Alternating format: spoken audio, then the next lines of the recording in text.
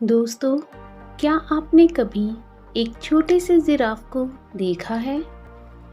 जब वो पैदा होता है तो एक ऊंचाई से नीचे को गिरता है और उसके बाद भी उसकी माँ उसे एक ज़ोरदार लात मारती है। बच्चा समझ नहीं पाता और अपनी दुबली पतली और कमज़ोर टांगों पर खड़े होने की कोशिश करता है।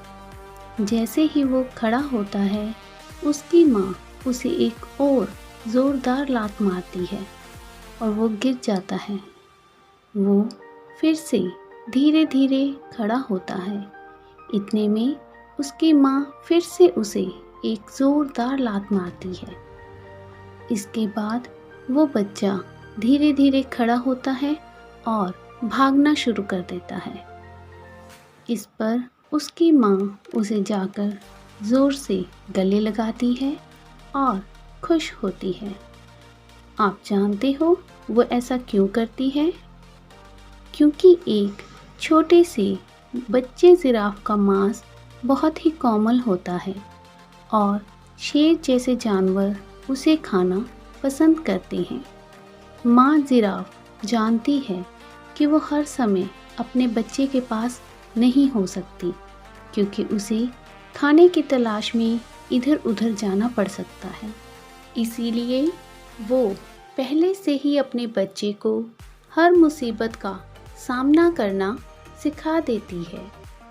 दोस्तों, इसी तरह हमारी ज़िंदगी में भी बहुत सारी प्रॉब्लम्स आती हैं।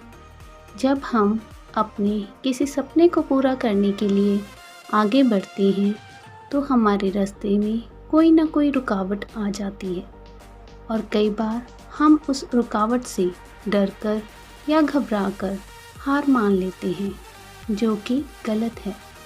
हमें उस मुसीबत का डटकर सामना करना चाहिए और फिर से खड़े होकर चलना शुरू कर देना चाहिए और तब तक चलते रहना चाहिए जब तक हम अपनी मंजिल को पा ना लें। दोस्तों, किसी भी मंजिल को पाना इतना आसान नहीं होता। हमें अपने रास्ते में आने वाली सभी मुश्किलों को पार करते हुए लगातार चलते रहना चाहिए ताकि हम अपनी मंजिल को पा सकें। इस मौके पर मुझे चंद लाइनें याद आ रही हैं। पतझड़ के बाद आते हैं दिन बहार के, पतझड़ के बाद आते हैं दिन बहार के, जीना क्या जीवन से हार के।